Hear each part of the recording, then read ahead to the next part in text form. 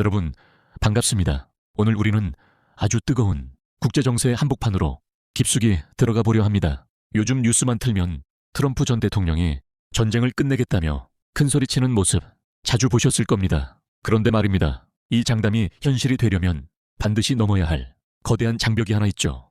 바로 중동의 실세, 이란의 혁명수비대입니다. 오늘은 이들의 전쟁이 우리 삶과 경제, 특히 기름값에 어떤 영향을 주는지 아주 자세하게 낱낱이 파헤쳐 보겠습니다.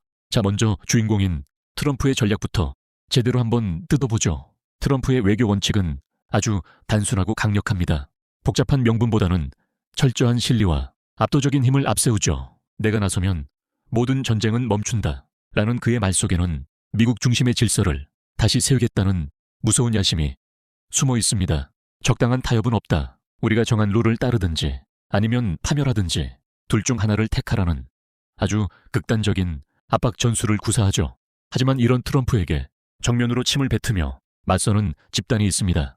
바로 이란의 심장, 혁명수비대입니다. 여러분, 이들을 단순히 이란의 군대라고 생각하면 큰 오산입니다.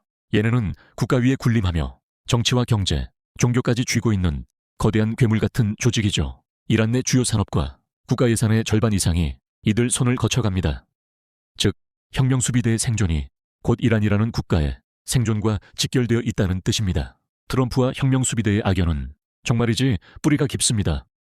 과거 트럼프는 혁명수비대의 상징이었던 솔레이마니 사령관을 드론으로 제거했습니다. 이건 단순히 적장을 죽인 게 아니라 이란의 자존심을 완전히 짓밟아버린 사건이었죠. 그래서 혁명수비대에게 트럼프는 협상의 대상이 아니라 반드시 복수해야 할 원수 중의 원수입니다. 트럼프가 평화를 외칠수록 이들은 더 거칠게 발톱을 드러내는 이유가 바로 여기에 있습니다. 그런데 여기서 궁금한 점 하나가 생기실 겁니다. 이렇게 중동이 불타고 미이란 전쟁 위기설이 매일같이 들려오는데 왜 옆 나라 일본은 기름값이 안 오르고 저렇게 평온한 걸까요? 우리나라 주유소 가격표가 앞자리가 바뀔 정도로 미친 듯이 뛸 때 일본은 이상하리만큼 가격 변동이 적습니다. 도대체 일본은 어떤 마법을 부리고 있는 건지 그 뒤에 숨겨진 추악하고도 치밀한 경제 전략을 알려드릴게요. 비결은 아주 간단합니다. 일본 정부가 가진 무지막지한 돈의 힘이죠. 일본은 지금 전 세계에서 유례를 찾기 힘든 보조금 정책을 펴고 있습니다. 국제 유가가 오르면 그 인상분만큼을 국가가 정유사에 직접 현금으로 꽂아줍니다. 국민들이 체감하는 가격이 리터당 170엔을 넘지 않도록 정부가 시장의 멱살을 잡고 억지로 누르고 있는 겁니다. 작년에만 이 보조금으로 수십조 원을 쏟아부었습니다. 뿐만 아니라 일본은 에너지 안보를 위해 150일치가 넘는 엄청난 양의 석유를 미리 창고에 쌓아뒀습니다. 호르무즈 해협이 막혀서 당장 배가 못 들어와도 5달은 끄떡없다는 배짱이 있는 거죠. 이런 든든한 비축량과 천문학적인 보조금이 결합하니 국제정세가 요동쳐도 일본의 주유소 가격은 톱니바퀴처럼 고정된 채 움직이지 않는 겁니다. 하지만 여러분, 공짜 점심은 없습니다. 일본 정부가 쏟아붓는 그 수십조 원의 보조금은 결국 일본 국민들이 미래에 갚아야 할 막대한 빚으로 쌓이고 있습니다.